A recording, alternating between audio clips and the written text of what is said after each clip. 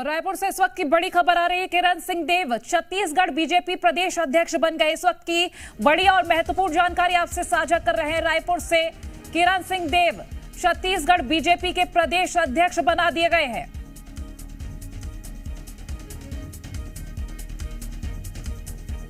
तो देखिए, बदलाव अभी भी रुका नहीं है और उसी के साथ छत्तीसगढ़ बीजेपी अध्यक्ष बना दिए गए हैं किरण सिंह देव।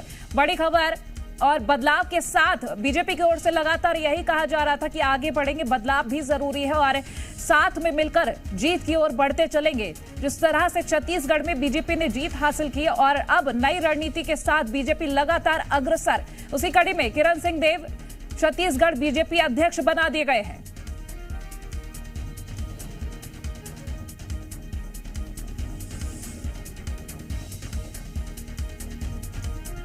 रायपुर से ये बड़ी खबर हम आप तक पहुंचा रहे हैं। नए छत्तीसगढ़ बीजेपी अध्यक्ष किरण सिंह देव।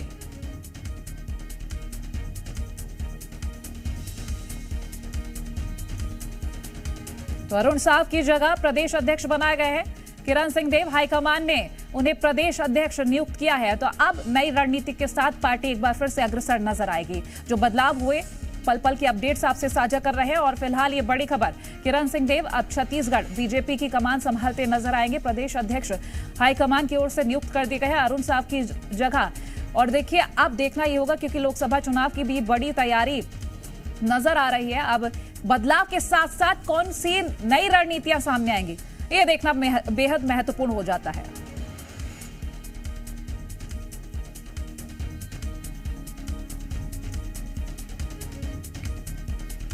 हाईकमान ने किरण सिंह देव को प्रदेश अध्यक्ष नियुक्त किया है अरुण साव की जगह।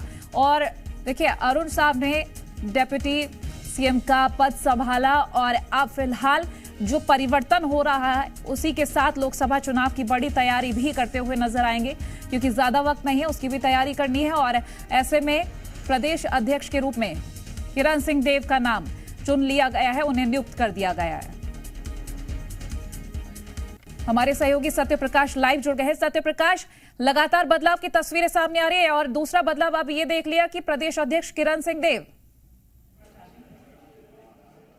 देखिए, और हर फैसला चौंकाने वाला फैसला। किरण सिंह देव को प्रदेश अध्यक्ष बनाया है भाजपा ने और इस बाबत जो है वो नियुक्ति के आदेश भी निर्गत हो गए हैं। बड़ी बात यह है कि किरण सिंह देव पहली बार के विधायक हैं, लेकिन पहली बार के विधायक के साथ साथ संगठन में उनका तजुर्बा बेहद खास है। संगठन में वो प्रदेश महामंत्री का जिम्मा संभाल चुके हैं, जगदलपुर के पहले महापौर रह चुके हैं। मतलब कि समझिए कि संगठन और सत्ता दोनों में उनकी भूमिका रही। अभी पहली बार के विधायक बने जगदलपुर से और मैं करीब 6 दिन इस विधानसभा चुनाव में जगदलपुर में था और उसके आसपास को कवर कर रहा था। उस दौरान कई दफा उनसे मुलाकात हुई, अभी विधानसभा में मुलाकात हुई है। जरूर है कि आज विधानसभा का तीसरा दिन है और आज किरण सिंह देव नहीं दिखाई दिए हैं।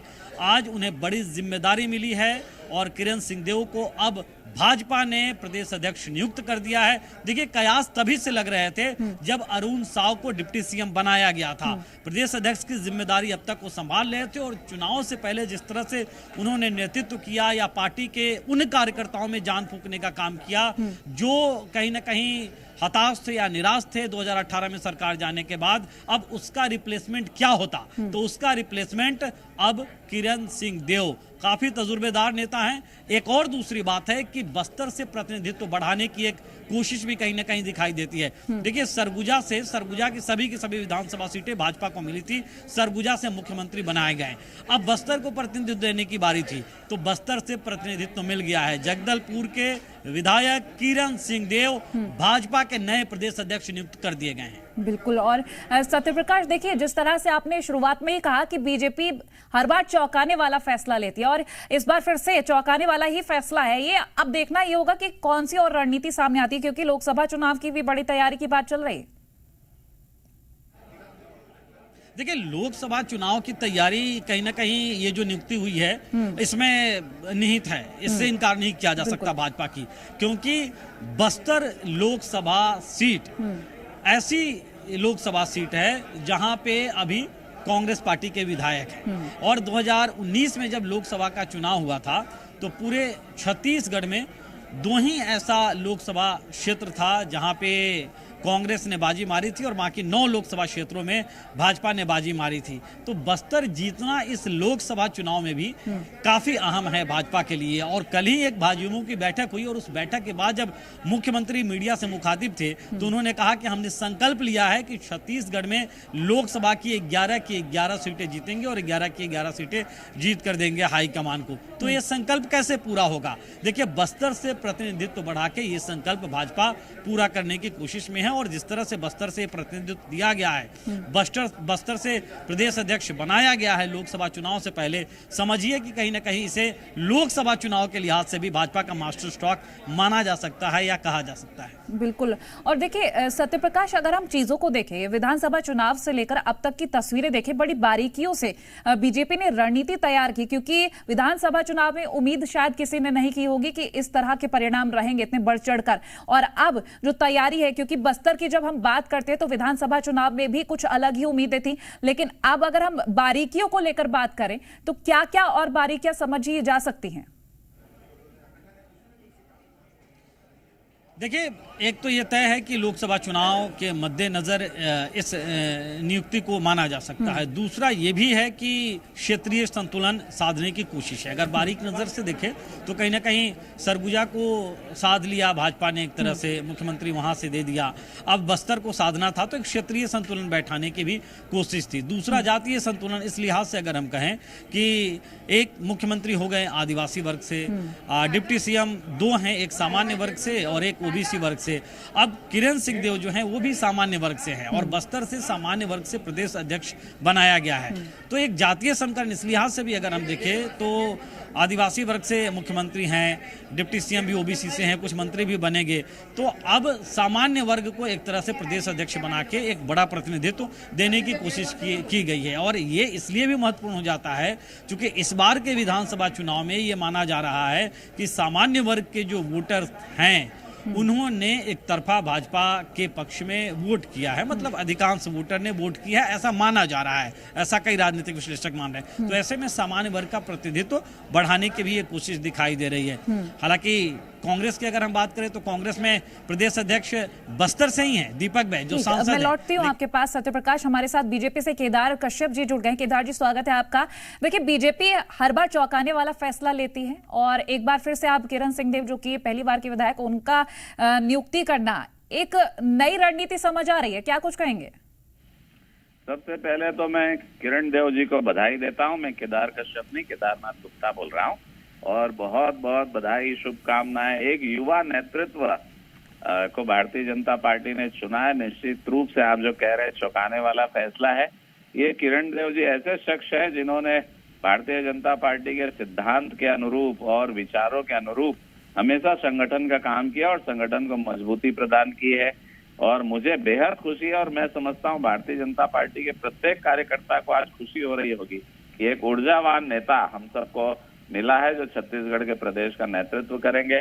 निश्चित रूप से बहुत बहुत बधाई। और आप देखिएगा नई ऊर्जा के साथ और नई उमंग के साथ भारतीय जनता पार्टी के कार्यकर्ता तेजी के साथ आगे बढ़ेंगे और किरण देव जी के नेतृत्व में 11 की 11 लोकसभा सीटें मोदी जी की झोली में डालेंगे। केदार जी, देखिए, अगर हम स्टेप वाइज बात करें तो बस्तर हो, सरगुजा हो, एक एक जगह को साधने की कोशिश की जा रही है, क्योंकि बस्तर की जब बात करें तो कांग्रेस अभी नजर आ रही है। लोकसभा चुनावों की तैयारी यहां से कैसे करिएगा?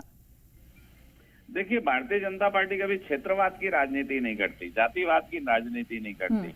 ये सबसे ऊपर उठकर एक मजबूत कार्यकर्ता जो सर्व स्वीकार्यता की भावना जिसकी है और सर्व कार्यकर्ता जिसको स्वीकार करते हैं, ऐसे नेता का चयन और जो भाजपा के विचारों के अनुरूप और पूरी ऊर्जा उमंग के साथ कार्य करते हैं, जो राष्ट्रहित की बात करते हैं, जो राष्ट्रवाद की बात करते हैं, और निश्चित रूप से मुझे ऐसा लगता है कि ये वो चयन है। मैं फिर से कहूंगा कि राजनीति के क्षेत्र में क्षेत्रवाद हो या जातिवाद हो या व्यक्तिवाद हो या परिवारवाद हो, भारतीय जनता पार्टी कभी इन चीजों में नहीं जाती है। हम सर्वजन हिताय सर्वजन सुखाय की बात करते हैं। केदार जी, एक आखिरी सवाल मेरा और रहेगा, क्योंकि कांग्रेस लगातार अब बदलाव कर रही है, क्योंकि अब लगातार हार का मुंह देखने के बाद बदलाव जरूरी भी है, आत्ममंथन भी किया गया। अब कांग्रेस का ये कहना कि जो हमने विधानसभा में फेस किया वैसी तस्वीरें फिलहाल अभी तो नहीं नजर आएंगी लोकसभा की तैयारी में। देखिए, कांग्रेस पार्टी क्या करती है, क्या कहती है, वो उसका अंदरूनी मामला है। पर मैं इतना कहूंगा कि पूरे देश की जनता ने और विशेषकर छत्तीसगढ़ प्रदेश की जनता ने कांग्रेस की कार्यशैली को देख लिया, समझ लिया। 15 वर्षों तक भाजपा की सरकार थी जो जनसेवक के रूप में काम करते थे। कुछ गलतियां हमसे भी हुई होगी जिसका खामियाजा हमने उठाया, पर कांग्रेस ने तो सारा बंटाधार कर दिया, सर्वनाश कर दिया, सत्यानाश कर दिया और उनकी कार्यशैली को छत्तीसगढ़ प्रदेश वालों ने देख लिया। अब वो कांग्रेस कितना परिवर्तन कर ले, जनता जानती है कि इनका मूल स्वरूप खाली लूटपाट, भ्रष्टाचार और अपराधियों को संरक्षण देना है। जी, ठीक है केदार जी। और बीजेपी की ओर से जो रणनीति शुरू से चली आ रही है, क्या उसमें और भी बदलाव देखने को मिलेंगे? क्योंकि हर बार चौंकाने वाली जब चीजें सामने आती है तो अब हर कोई उम्मीद से पीछे हट रहा है, क्योंकि बीजेपी उम्मीद से अलग हट के काम करती है।